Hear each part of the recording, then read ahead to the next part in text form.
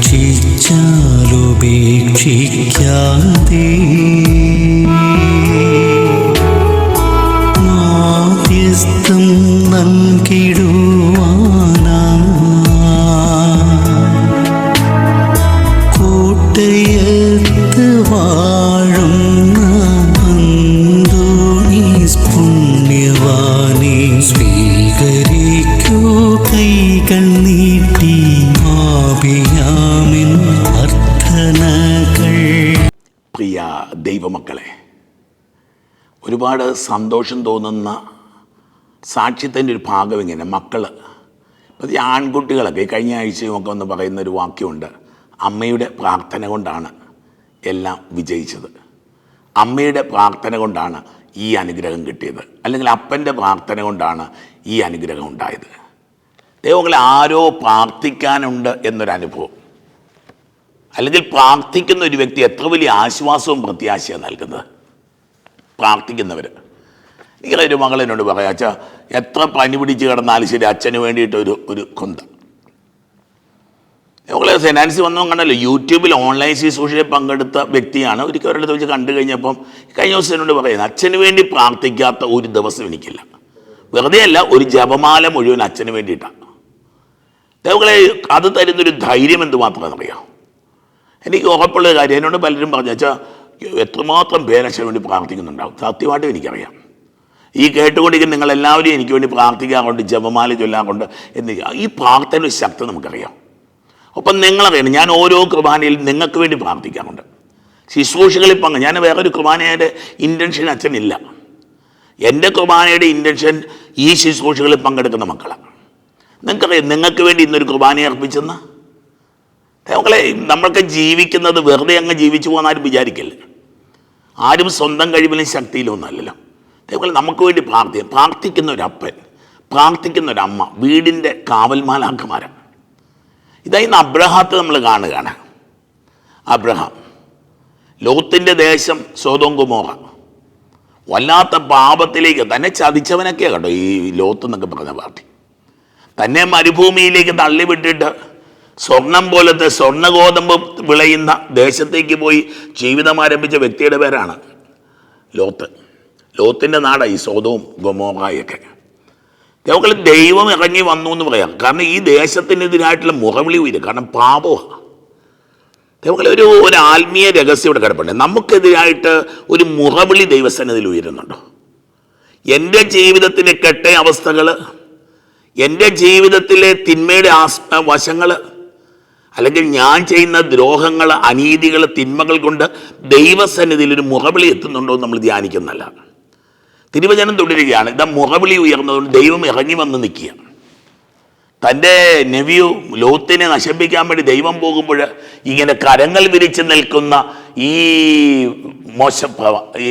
ഈ അബ്രഹാം, നമ്മളെ ദൈവത്തെ തടുത്തു നിർത്തിയൊരു മനുഷ്യൻ നമ്മൾ അബ്രഹാത്തെ പറ്റി പറയും.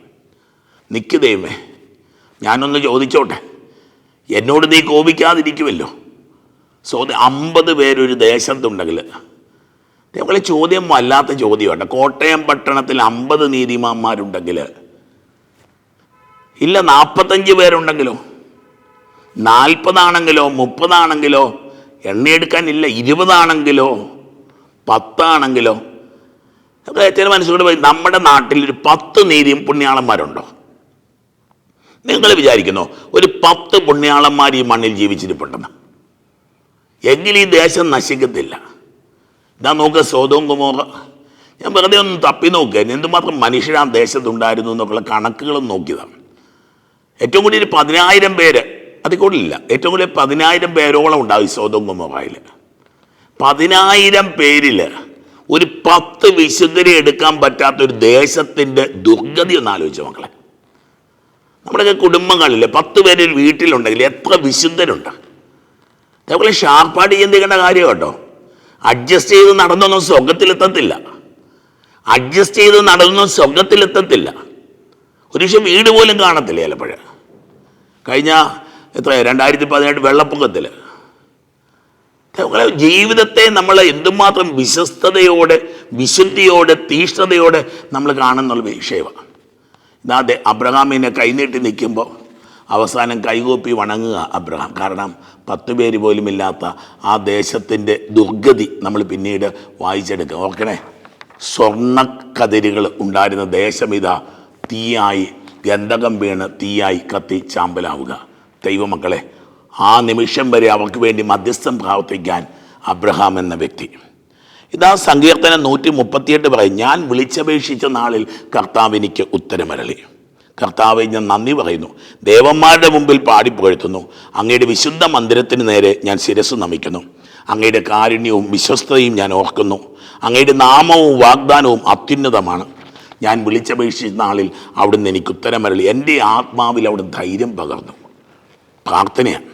കർത്താവെ, അങ്ങ് മഹോന്നതനാണെങ്കിൽ താണവരെ അങ്ങ് കടാക്ഷിക്കുന്നു.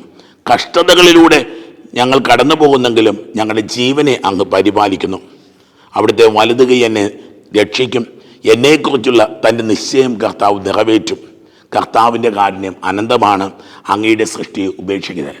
ചങ്കുപൊട്ടിയുള്ള സങ്കീർത്തകൻ്റെ ദാവീദിൻ്റെ പ്രാർത്ഥനയാണ്, ഉപേക്ഷിക്കല്ലേ കർത്താവെ. എനിക്കറിയാം അങ്ങനെ ദൈവങ്ങളെ പ്രാർത്ഥനയുടെ അത്ഭുത ശക്തിയെ ഇന്ന് ഓർമ്മിപ്പിച്ചു തരിക. 2-ാം വായന കൊളോസോസ് ലേഖനം 2-ാം അധ്യായം 12 മുതൽ 14 വരെയുള്ള വാക്യങ്ങൾ. പ്രാർത്ഥന ക്രിസ്തുവിൻ്റെ കുരിശുമരണം. പ്രാർത്ഥന ക്രിസ്തുവിൻ്റെ കുരിശുമരണത്തിലുള്ള പങ്കാളിത്തമാണ്. അവൻ്റെ കുരിശുമരണം വഴി ഏറ്റവും വലിയ പ്രാർത്ഥന ക്രൂശിതൻ്റെ കുരിശിലെ മരണം, ക്രൂശിതൻ്റെ ബലി, കുർബാന. അതുവഴിയായിട്ട് ദൈവം നമ്മളെ ജീവിപ്പിക്കുന്നു, നമ്മുടെ പാപങ്ങൾ ക്ഷമിക്കുന്നു, നമുക്ക് ദോഷകരമായി നിന്ന ലിഖിത നിയമങ്ങളെ മായ്ച്ചു കളയുന്നു. നമ്മൾ കുരിശിൽ അവിടുത്തെ സകലത്തിനെയും സകല തിന്മകളെയും നിഷ്കാസനം ചെയ്തു. എന്തുമാത്രം ധൈര്യമാണ് നൽകുന്നത്. പ്രാർത്ഥന ഒരു ധൈര്യത്തിൽ നിന്നുകൊണ്ട് പറയുന്നില്ലേ, ഞാൻ എൻ്റെ സങ്കീർത്തകൻ പറഞ്ഞു തന്നില്ലേ, ഇപ്പം ഇതാ എനിക്ക് ധൈര്യമുണ്ട്, അങ്ങയുടെ ആത്മാവ് എന്നിൽ ധൈര്യം പകരുന്നു. ദൈവങ്ങളിൽ ധൈര്യത്തിൻ്റെ അനുഭവം. സുവിശേഷത്തിൽ ഈശോയുടെ അടുക്കൽ ശിഷ്യന്മാർ വന്നിട്ട് പ്രാർത്ഥിക്കാൻ പഠിപ്പിക്കാൻ പറയുക. ക്രിസ്തു തന്നെയാണ് പ്രാർത്ഥന. ഞാൻ നോക്കുക, ക്രിസ്തു ഒരിക്കൽ അങ്ങനെ പറഞ്ഞില്ല, ഞാനാകുന്നു പ്രാർത്ഥനയെന്ന്. ദൈവമക്കളെ, ക്രിസ്തുവിൻ്റെ സഹനങ്ങളിലുള്ള പങ്കുപറ്റലാണ് പ്രാർത്ഥന. ശിഷ്യന്മാർ വന്ന് ചോദിക്കുക, പ്രാർത്ഥിക്കാൻ പഠിപ്പിക്കണമേ. ദൈവമക്കളെ, പ്രാർത്ഥിക്കാൻ നമ്മൾ ആർക്കും അറിയില്ല. ദൈവത്തിൻ്റെ ആത്മാവ് നമ്മുടെ ഉള്ളിൽ ചലിക്കുന്നത്. ഈശോ എന്നിട്ട് പറഞ്ഞു തന്നു, സ്വർഗസ്ഥനായ ഞങ്ങളുടെ പിതാവേ, അങ്ങയുടെ നാമം പൂജിതമാകണമേ, അങ്ങയുടെ രാജ്യം വരണമേ. അന്നന്ന് വേണ്ട ആഹാരം ഓരോ ദിവസവും ഞങ്ങൾക്ക് തരണമേ. ഞങ്ങളുടെ പാപങ്ങൾ ഞങ്ങളോട് ക്ഷമിക്കണമേ. ഞങ്ങളുടെ കടക്കാരോട് ഞങ്ങൾ ക്ഷമിക്കുന്നു. ഞങ്ങളെ പ്രലോഭനത്തിൽ ഉൾപ്പെടുത്തരുതേ. ദൈവങ്ങളെ, പ്രാർത്ഥനയ്ക്ക് ഒറ്റ വ്യവസ്ഥയുള്ളൂ. കർത്താവേ, നീ എൻ്റെ സ്വന്തമാകണമേ, ഞാൻ നിൻ്റെ സ്വന്തമായി തീരട്ടെ. എൻ്റെ ആവശ്യങ്ങൾ നീ നടത്തി തരണമേ. വീണ്ടും സുവിശേഷത്തിൽ ഈശോ പ്രാർത്ഥനയെ ശക്തി പറഞ്ഞു തരിക. ഒരു ഉപമ പറയുക. ഒരു രാത്രിയിൽ ഒരു സ്നേഹിതൻ ചെന്ന് വാതിൽ മുട്ടുമ്പോൾ വാതിൽ തുറക്കാതിരിക്കുന്ന ഒരു സ്നേഹിതൻ്റെ കഥ പറയും. ഞാൻ വാതിലടച്ചു പോയി. ഈശോ ചുരുക്കി പറയുക, അവൻ സ്നേഹിതൻ എന്ന നിലയിൽ വാതിൽ തുറന്നില്ലെങ്കിലും അവൻ്റെ നിർബന്ധം മൂലം വാതിൽ തുറക്കും. എന്നിട്ട് ഈശോ ഒരിക്കലും മറക്കരുതാത്തൊരു കാര്യം പറഞ്ഞാൽ, അന്വേഷിക്കുവിൻ നിങ്ങൾക്ക് നൽകപ്പെടും, ചോദിക്കുവിൻ നിങ്ങൾക്ക് തരപ്പെടും, അന്വേഷിക്കുവിൻ നിങ്ങൾ കണ്ടെത്തും, മുട്ടുവിൻ നിങ്ങൾക്കായി തുറക്കപ്പെടും. എന്നിട്ട് കർത്താവ് ചോദിക്കുക, ദുഷ്ടന്മാരായ നിങ്ങൾ നിങ്ങളുടെ മക്കൾക്ക് നല്ലത് നൽകുമെങ്കിൽ സർവശക്തനായ ദൈവം എത്ര നല്ലത് നമുക്ക് നൽകാതിരിക്കില്ല. ദൈവമക്കളെ, സ്വർഗത്തിലേക്കുള്ള വഴിയുടെ പേരാണ് പ്രാർത്ഥന.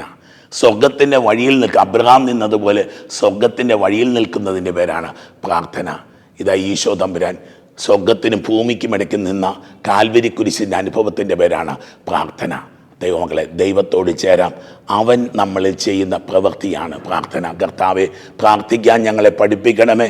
ദൈവമേ, നിരന്തരം മധ്യസ്ഥം പ്രാർത്ഥിക്കുന്ന നിരന്തരം പ്രാർത്ഥിക്കുന്ന ഒരു അഭിഷേകം നിൻ്റെ മക്കൾക്ക് നൽകണമേ.